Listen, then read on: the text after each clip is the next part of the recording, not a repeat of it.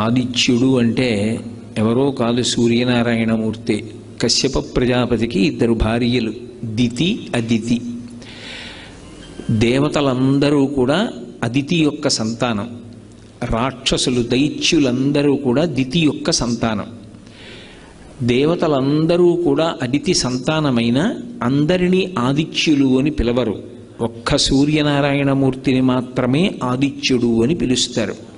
అంటే కడుపారనివ్వాని కన్న తల్లి అని ఇంతమంది బిడ్డల్ని కన్నా సూర్యనారాయణమూర్తి తీసుకొచ్చినంత గౌరవాన్ని, ఆయన లోకహితం కోసం పడేటటువంటి శ్రమని ఇతరమైనటువంటి దేవతాస్వరూపములు ఏవీ కూడా చూపించినటువంటి కారణం చేత తల్లి అదితి తన పేరు చేత పిలవబడడానికి ఒక్క సూర్యనారాయణమూర్తి విషయంలోనే ఎక్కువ ప్రీతి చూపించింది.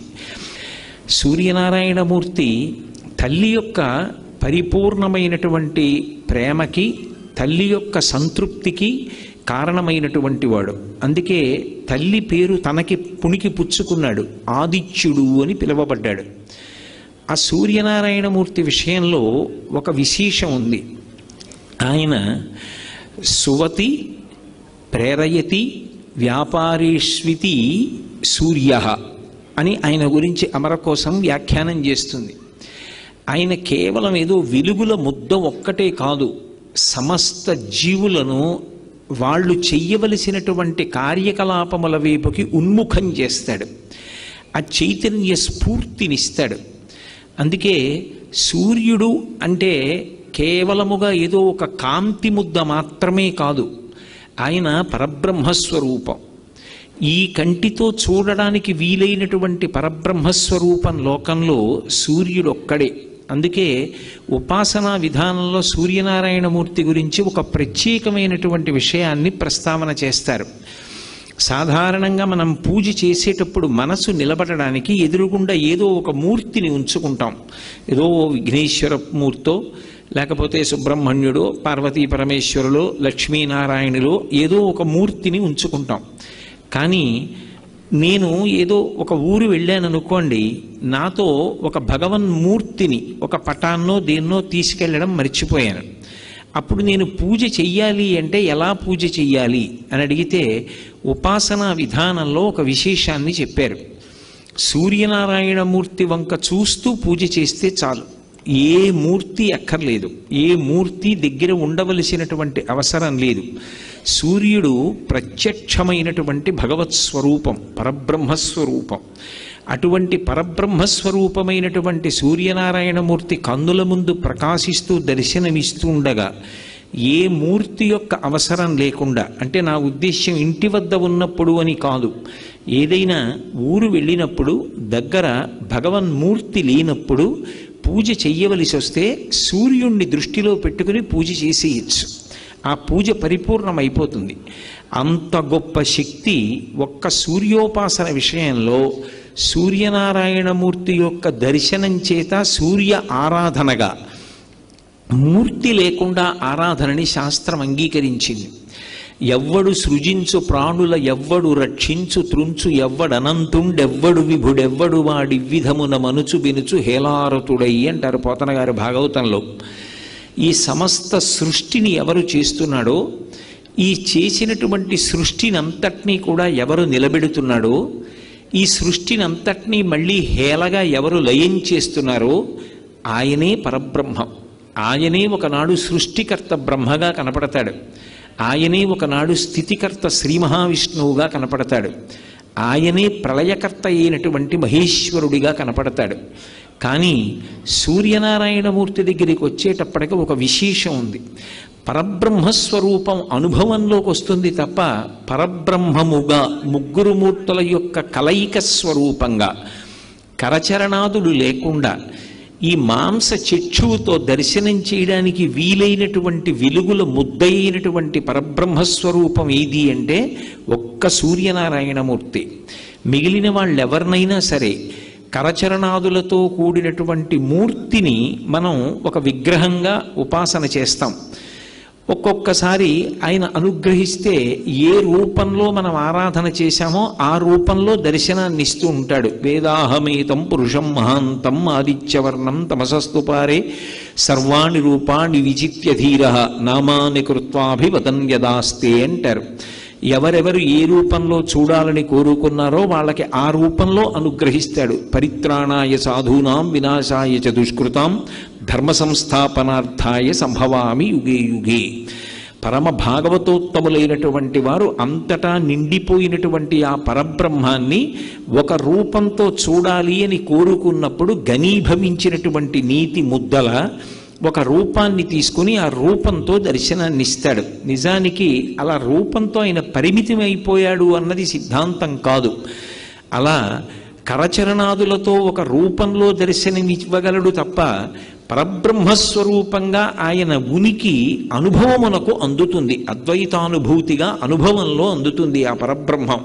కానీ అటువంటి పరబ్రహ్మమైనటువంటి స్వామి మన కంటికి ఒక వెలుగుల ముద్దగా కరచరణాదులు లేకుండా, అంటే కాళ్ళు చేతులతో ఉన్నటువంటి మూర్తిగా కాకుండా దర్శనమివ్వాలి అంటే అది కేవలము ఒక్క సూర్యనారాయణ మూర్తిగానే దర్శనమిస్తాడు. మిగిలినప్పుడు ఒక మూర్తిగా భావన చేస్తే సృష్టి చేసినప్పుడు చతుర్ముఖ బ్రహ్మ అంటారు. ఆయనే లోకములను రక్షణ చేసినప్పుడు శ్రీ మహావిష్ణు స్వరూపము అంటారు. జ్ఞానాన్ని ఇచ్చి అజ్ఞానాన్ని లయం చేసేస్తే పరమ కారుణ్యము కలిగినటువంటి పరమశివస్వరూపంగా మహేశ్వరుడిగా కీర్తిస్తారు. కానీ ఈ ముగ్గురు మూర్తులు కూడా ఒక్క సూర్యనారాయణమూర్తి యొక్క తేజస్సు మారడంలో మనకి అనుభవంలో దర్శనమిస్తాడు. ఎలా అంటే ఆయన ఉదయేతు బ్రహ్మణో రూప, ఉదయకాలంలో ఉండేటటువంటి సూర్యనారాయణమూర్తి యొక్క బింబం ఏదుందో ఆ బింబాన్ని బ్రహ్మగారిగా సృష్టి చేసేటటువంటి చతుర్ముఖ బ్రహ్మ యొక్క కాంతిగా అందరూ కూడా భావన చేస్తారు. ఎందుకని అంటే బ్రహ్మగారి యొక్క ఇల్లాలు బ్రాహ్మి. బ్రాహ్మి అంటే సరస్వతీదేవి. సరస్వతీదేవి యొక్క కటాక్షము కలుగుట అన్న మాటకు అర్థం ఏమిటంటే తెలియని విషయము తెలియుట దగ్గర ప్రారంభమై వివేకమునందు పరిసమాప్తమగుట. విషయాన్ని తెలుసుకుంటూ వెళుతున్నాను అనుకోండి, ఏదో ఒక విషయం గురించి బాగా ఆలోచించాను, ఇప్పుడు నాకు అర్థమైంది అంటాను. ఇలా తెలుసుకుంటూ వెళ్ళేటటువంటి ప్రక్రియ సరస్వతీ కటాక్షం. చిట్ట చివరికి ఇది ఎక్కడ పూర్తయిపోవాలి అంటే చిరంజీవన్నీవ క్షపిత పశుపాశం వ్యతికర పరానందాభిక్యం రసయతి రసం తద్భజనవాన్ అంటారు శంకరాచార్యులు వారి సౌందర్యలహరిలో. చిట్ట చివరికి వివేకం కలగాలి. వివేకము అన్న మాటకు అర్థం ఏమిటంటే నిత్యానిత్య వస్తు వివేకం. ఏది ఎప్పుడూ ఉండేటటువంటి శాశ్వతమైనది, ఇది నిత్య వస్తువు, ఇది కదలదు, ఇది ఎప్పుడూ ఉంటుంది, ఇది శాశ్వతం. ఇంకొకటి జగత్, అది ఎప్పుడూ ఉండేది కాదు, అది ఒకనాడు ఉంటుంది, ఒకనాడు వెళ్ళిపోతుంది. ఈ జగత్తు ఉన్నా లేకపోయినా ఆయన మాత్రం ఉంటాడు. లోకంబులు లోకేశులు లోకస్తులు తెగిన తుది అలోకంబగు పింజీకటి కావల యవ్వండే కాకృతి వెలుగు అతనిని సేవింతున్నట్టారు పోతన గారు భాగవతంలో. ఈ లోకాలు, లోకంలో ఉండేటటువంటి లోకేశులు, లోకస్తులు అంటే లోకములను పరిపాలించేవాళ్ళు, పరిపాలింపబడేటటువంటి వాళ్ళు, పాలకులు, పాలితులు, ఈ జగత్తు అంతా కూడా ప్రళయ జలముల యందు మునిగిపోయిన తరువాత కూడా ఏ ఒక్కడు కాంతి స్వరూపమై సూర్యచంద్రులతో సంబంధం లేకుండా ప్రకాశిస్తూ ఉంటాడు. నత్ర సూర్యోభాతిన చంద్రతారకం నేమా విద్యుతోభాతి కుతూయమగ్ని త్వమేవ భాంతమనుభాతి సర్వం తస్య భాషా సర్వమిదం విభాతి అంటుంది ఉపనిషత్. చిట్ట చివరికి అందరూ ఎక్కడికి చేరిపోవాలి అంటే ఆయనకి దగ్గరికి చేరిపోవాలి. నదులు ప్రవహించి ప్రవహించి ప్రవహించి చిట్ట చివరికి సముద్రమునందు కలిసిపోతాయి. సాగర సంగమం పవిత్రం. అందుకే అంతర్వేది సాగర సంగమ స్నానం అంత ప్రఖ్యాతి. ఓ శాస్త్రం చదువుకోవడం కానివ్వండి, ఒక కళ గురించి తెలుసుకోవడం కానివ్వండి, ఏదైనా సరే వీటికి తనంత తానుగా యోగ్యమైన కాలం ఏది అంటే సూర్యోదయం నుంచి 88 నిమిషములు వెనక్కి లెక్క పెట్టాలి. అలా వెనక్కి లెక్క పెడితే ఏ కాలము ఉంటుందో అది సరస్వతీ కటాక్షమునకు అత్యంత యోగ్యమైన కాలంగా ఋషులు నిర్ణయం చేశారు. బ్రాహ్మీ ముహూర్తము అంటారు. బ్రాహ్మీ అంటే బ్రహ్మ యొక్క శక్తి స్వరూపమైన సరస్వతి. ఆమె కటాక్షం ఉంటుంది వాతావరణంలో. అందుకే సుప్రభాతం కానీ, ప్రథమ దర్శనం కానీ, పూజ కానీ, సాత్వికమైనటువంటి విషయములను అనుష్ఠించడం కానీ అన్నీ కూడా బ్రాహ్మీ ముహూర్తంలో చేస్తాను. తెల్లవారుజామున లేచి కూర్చుని చదువుకో అంటారు. ఎందుకని అంటే ఆ తెల్లవారుజామున చేసేటటువంటి ప్రయత్నంలో మనకి ఆ సూర్యుని యొక్క శక్తి బ్రహ్మగారి యొక్క శక్తిగా, బ్రహ్మగారి అనుగ్రహంగా, బ్రహ్మ ఒకటి సరస్వతి ఒకటి కాదు, బ్రహ్మ బ్రాహ్మి వాళ్ళిద్దరూ కలిసే ఉంటారు. ఆ అనుగ్రహము ఆ కాలమునందు పరిఢవిల్లి ఉంటుంది. అందుకే ఉదయకాలమునందు సూర్యబింబాన్ని ఏ రూపంగా చూస్తారు అంటే బ్రహ్మస్వరూపంగా, సృష్టికర్త స్వరూపంగా చూస్తారు. అదే మధ్యాహ్నేతు మహేశ్వర. మధ్యాహ్న కాలం అయిందనుకోండి, ఆయనని మహేశ్వర స్వరూపంగా చూస్తారు. మధ్యాహ్నం మహేశ్వర స్వరూపము అన్న మాటకు అర్థం ఏమిటంటే ఆయన విశేషమైనటువంటి కాంతితో ఉంటాడు. అది ఎవరు భరించగలిగినటువంటి తేజస్సు కాదు. అంత తేజస్సు కలిగినటువంటి పరమాత్మ ఆయన అలా ప్రకాశిస్తుండగా ఇక ఎక్కడ చీకటి అన్నది ఉండడానికి వీల్లేదు. అంటే తమోగుణాన్ని, అజ్ఞానాన్ని పోగొట్టగలిగినటువంటి శివస్వరూపమై ప్రకాశిస్తూ ఉంటాడు. జ్ఞానదాత మహేశ్వర. అదే సూర్యబింబం సాయంకాలం ఉపాసన చేస్తున్నారనుకోండి, సాయంకాలే స్వయం విష్ణు. సాయంకాలం ఉండేటటువంటి సూర్యబింబం సాక్షాత్ విష్ణు స్వరూపంగా కీర్తింపబడుతుంది. ఇప్పుడు ఆయనే ఉదయకాలంలో బ్రహ్మ. అందుకే సూర్యుడికి ఉండేటటువంటి పేర్లు కూడా చాలా చమత్కారంగా ఉంటాయి. ఆయనకి మిహిర అని ఒక పేరు.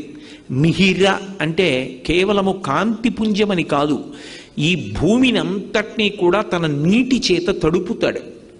ఏదో నీటి చేత తడపడం ఒక్కటే కాదు, ఏ నీటి చేత తడుపుతున్నాడో ఆ తడిపిన కారణం చేత అంకురములు లోపల నుంచి పైకొస్తాయి. అప్పటి వరకు నామరూపాలు తెలియకుండా భూమి మీద పడిపోయి ఉండిపోయినటువంటి గింజలు ఆ నీరు తగిలిన కారణం చేత సుస్పష్టంగా గుర్తుపట్టడానికి వీలుగా ఒక అంకుర రూపంలో, ఒక మొక్క రూపంలో పైకొస్తుంది. అంటే ఆయన మిహిర అన్న పేరుతో సృష్టి చేస్తాడు. సృష్టికర్త అయి బ్రహ్మగారై ఉంటాడు. అదే స్వామి పూష అని ఒక పేరుతో ఉంటాడు. పూష అన్న పేరు కలిగినటువంటి సూర్యుడు ఈ లోకములన్నిటినీ కూడా రక్షణ చేస్తూ ఉంటాడు. ఆయన అనుగ్రహం లేదనుకోండి అసలు ప్రాణుల యొక్క ఆరోగ్యం నిలబడదు. అందుకే ఆరోగ్యం భాస్కరాది చేత్ అని పేరు. ఆరోగ్యమునకు కారణం ఎవరు అంటే ఒక్క సూర్యబింబమే. ఆయన నుంచి వచ్చేటటువంటి వెలుతురు వలన, ఆ కాంతి కిరణముల వలన ఆరోగ్యం నిలబడుతుంది. ఇప్పుడు ఆధునిక కాలంలో వైద్యులు, శాస్త్రవేత్తలు కూడా అంగీకరిస్తున్నారు. సూర్య భగవానుని యొక్క కిరణములలో ఉండేటటువంటి విటమిన్ డి వలన ఎముకలకు పుష్టి కలుగుతుంది, శరీరం పెరుగుతుంది అని అంగీకరిస్తున్నారు. కాబట్టి ఆయన లోకములకంతటికీ కూడా పోషకుడై రక్షణ కల్పిస్తాడు. సూర్యకిరణములు తగలని చోట ఒక మొక్క ఉంచారనుకోండి, ఆ మొక్క వడిలిపోతుంది, మాడిపోతుంది, ఆ మొక్క పెరగదు. సూర్యకిరణములలో ఉన్నటువంటి శక్తిని తీసుకుని చెట్లు తమ ఆకులలో పత్రహరితాన్ని తయారు చేసుకుంటాయి. ఆ పత్రహరితమును ఆహారంగా ఉంచుకుని చెట్లు వృద్ధిలోకి వస్తాయి. ఆ చెట్లు కాసినటువంటి కాయలు, వాటి పళ్ళు, ఆ ఆకులు, వాటి వేర్లు, వాటి కాండం అవి మనకి ఆహారం. అది ఒక్క మనుష్యులకే కాదు, సమస్త ప్రాణికోటికి. ఆ విధంగా ఆయన లోకములనన్నిటినీ కూడా పోషిస్తున్నాడు, లోకములను రక్షిస్తున్నాడు. సూర్య కిరణముల చేత ఎన్నో సూక్ష్మాంగ జీవులు నశించిపోతుంటాయి. సూర్య కిరణముల చేత తప్తమైన పదార్థములు ఏ ఉంటాయో అవి చాలా కాలం నిలవ ఉంటాయి. దుర్గంధం రాకుండా నిలవ ఉండేటట్టుగా ఒక పదార్థాన్ని తయారు చేయగలిగినటువంటి శక్తి సూర్య కిరణములకు ఉన్నది. ఆ ఒడియాలు పెట్టినప్పుడు ఆ తడితో, ఆ పిండితో కలిపి ఆ గుమ్మడి ముక్కల్ని ముద్దగా ఉన్న వాటిని తీసుకెళ్ళి సూర్యకిరణములలో తప్పం చేస్తే అవి గట్టిపడి ఎండిపోయిన తర్వాత డబ్బాలో పెట్టి మూత పెట్టి నెలలు ఉంచినా సరే అవి ఏ విధమైనటువంటి దుర్గంధాన్ని పొందవు, అందులోంచి చెడు వాసన రాదు. సరికదా? ఎన్నాళ్ళైన తరువాత మీరు మళ్ళీ వాటిని వేయించుకుని తిన్నా అవి ఔషధీ విలువలను కలిగి ఉంటాయి. అలాగే మామిడికి సంస్కృతంలో ఒక విశేషమైన పేరు రసోవై సహ అంటారు. రసోవై సహ అంటే భగవంతుడు. రసాలము మామిడి చెట్టు, భగవంతుడి పేరు కలిగిన చెట్టు మామిడి చెట్టు. దాని ఆకులు శుభకార్యానికి చిహ్నం, దాని కాయలు దాని పళ్ళు విశేషమైనటువంటి ఔషధీతత్వం.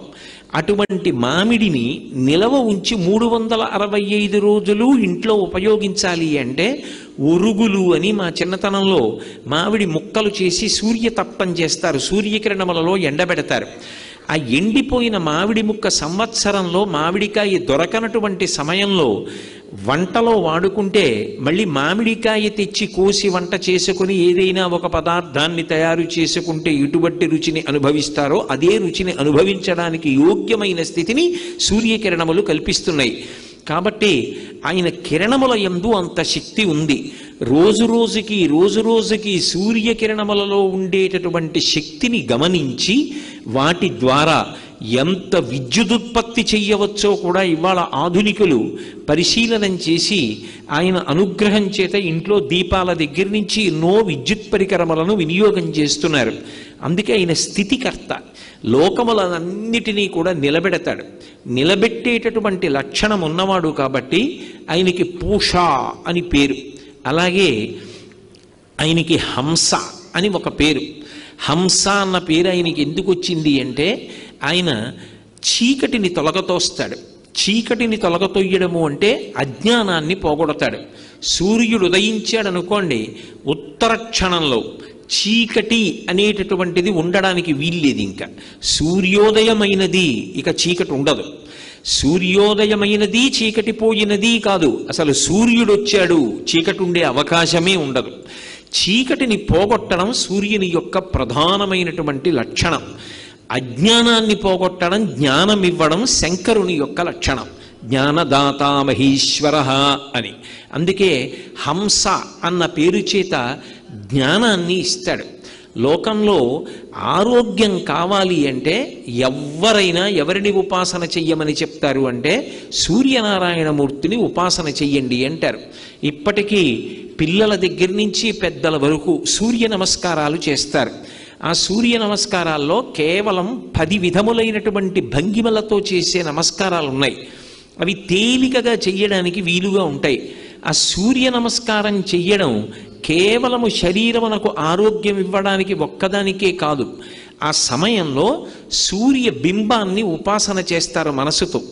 ఆ ఉపాసన చేసిన కారణం చేత దృష్టి నిలబెట్టడం కూడా అలవాటు అవుతుంది. దృష్టిని కేంద్రీకరించడం, ఒక విషయాన్ని పరిశీలిస్తున్నప్పుడు, ఒక విషయాన్ని చదువుతున్నప్పుడు, ఒక విషయాన్ని వ్రాస్తున్నప్పుడు దృష్టిని దాని మీదే కేంద్రీకరించగలిగినటువంటి శక్తి దేని వలన ఉత్పన్నమవుతుంది అంటే కేవలముగా ఆ సూర్య నమస్కారముల యందు శరీరము చేసేటటువంటి అనేక రకములైన వ్యాయామ ప్రక్రియ చేత ఆరోగ్యం పొందడమే కాకుండా మనసుని సూర్యబింబము యొక్క కదలికల మీద నిలబెట్టినటువంటి కారణం చేత కేంద్రీకరణ శక్తి కూడా పెరుగుతుంది. అంత గొప్పవి సూర్య నమస్కారాలు. కాబట్టి ఆయన జ్ఞానం ఇస్తాడు, హంస అని కీర్తింపబడతాడు. అందుకే ఉదయకాలమునందు బ్రహ్మస్వరూపంగా, మధ్యాహ్నకాలమునందు మహేశ్వర స్వరూపంగా, సాయంకాలంలో కేవలము విష్ణు స్వరూపంగా, బ్రహ్మ విష్ణు మహేశ్వరులుగా ఒకే మూర్తి 3 కాలముల యందు ఉపాసన చేయబడేటటువంటి వాడు ఎవరు అంటే సూర్యనారాయణమూర్తి. అందుకే ఈ మాంస చక్షువునకు గోచరమయ్యేటటువంటి పరబ్రహ్మస్వరూపం ఏది అంటే సూర్యబింబమే. సూర్యబింబం కర్మసాక్షి, సమస్తమైనటువంటి కర్మలకి కూడా ఆయన సాక్షిగా ఉంటాడు. మనం ఏం చేస్తున్నాము అనేటటువంటి ప్రతి పనిని పరమాత్మ స్వరూపంగా తెలుసుకుంటూ ఉంటాడు. ఒక దీపం ఉందనుకోండి, అది కేవలం కాంతినివ్వగలదు, కానీ సూర్యబింబంలోంచి వచ్చేటటువంటి కిరణములు అలా కేవలముగా కాంతినివ్వడం కాదు, దాని యందు ఒక విశేషమైనటువంటి శక్తి ఉంటుంది. ఆ శక్తిని ఋషులు గమనించారు. అది ఏ శక్తి అంటే అది లోపల ఉండేటటువంటి హృదయ పద్మాన్ని వికసనం పొందేటట్టుగా చేస్తుంది. అందుకే సమస్త ప్రాణులు కూడా, సాత్విక ప్రాణులన్నీ కూడా సూర్యోదయానికి కన్ను తెరుస్తాయి. కృతఘ్నఘ్నాయ దేవాయ జ్యోతిషాం పతయే నమః అంటారు ఆదిత్య హృదయంలో. పరబ్రహ్మస్వరూపమైనటువంటి సూర్యుడు ఆకాశంలో ఉదయించేటప్పటికీ తత్పూర్వము లేచి ఎవడు ఆయనకి స్వాగతం పలకడో, ఎవరు ఆయనకి నమస్కారం చెయ్యడో వాడు కృతఘ్నుడు. పరమాత్మయే మాంసచక్షు చేత దర్శించడానికి వీలుగా ప్రయాణం చేసి వచ్చి దర్శనమిస్తుంటే ఆయనని దర్శించడానికి ఉత్సుకత చూపించకుండా తమోగుణ భూయిష్ఠుడై నిద్రపోయిన వాడెవరో వాడు కృతఘ్నుడు కనుక అటువంటి కృతఘ్నుణ్ణి ఆయన శిక్ష వేసి ఇబ్బంది పెడతాడు. అంటే పాఠం చెప్పి మనసు మారుస్తాడు. కాబట్టి కృతఘ్నఘ్నాయ దేవాయ జ్యోతిషాం పతయే నమః అంటారు. అటువంటి సూర్యబింబం ఏదున్నదో దాని యందు ఒక విశేషమైనటువంటి శక్తి ఉంటుంది. దాన్ని ఋషులు గుర్తించారు. అరుణము, సౌరపాఠము వీటిల్లో ఇచ్చారు. మహానుభావులు, దార్శనికులైనటువంటి కవులు మహాభారతాది ఇతిహాసములను ఆంధ్రీకరించినటువంటి తిక్కన గారు, వాల్మీకి మహర్షి వంటి వారు ఆ సూర్యోపాసన గురించి మనకి అద్భుతమైనటువంటి విశేషాల్ని ఆవిష్కరించారు. మహాభారతంలో తిక్కన గారు విరాట పర్వంలో సూర్యోదయం గురించి ఒక సీసపద్యం చేశారు. నీరజాకరములు నిష్టయై చేసిన భవ్యతపంబు ఫలమనంగా దినసముఖాభినందిత చక్రయుగ్మకంబులయనురాగంపు బ్రువనంగా హరిహర బ్రహ్మ మహానుభావంబులొక్కటింకాగరగిన గట్టియనగా అతుల వేదత్రయలతికాచయము పెనుబొందన్ పుట్టెడు మూలకందమనగా అఖిల జగముల కందెరయగుచు జన సమాజ కరపుట హృదయ సరోజములకు ముకుళనంబును జృంభణంబును నర్చి భానుబింబంబు పూర్వాద్రిపై విలింగే అన్నాడు ఆయన. ఎంత గొప్పగా చెప్పాడు! నిజంగా సూర్యతత్వాన్నంతటినీ చెప్పాడు అందులో. నీరజాకరములు నిష్ఠయై చేసిన భవ్యతపంబు ఫలమనంగా. తపస్సు చేసేటటువంటి వాళ్ళు నీటిలో నిలబడి కళ్ళు మూసుకొని రెండు చేతులు తల మీదకెత్తి అంజలి ఘటించి తదేక దృష్టితో భగవంతుణ్ణి మనసులో ధ్యానం చేస్తూ ఆయన దర్శనం కోసం తపస్సు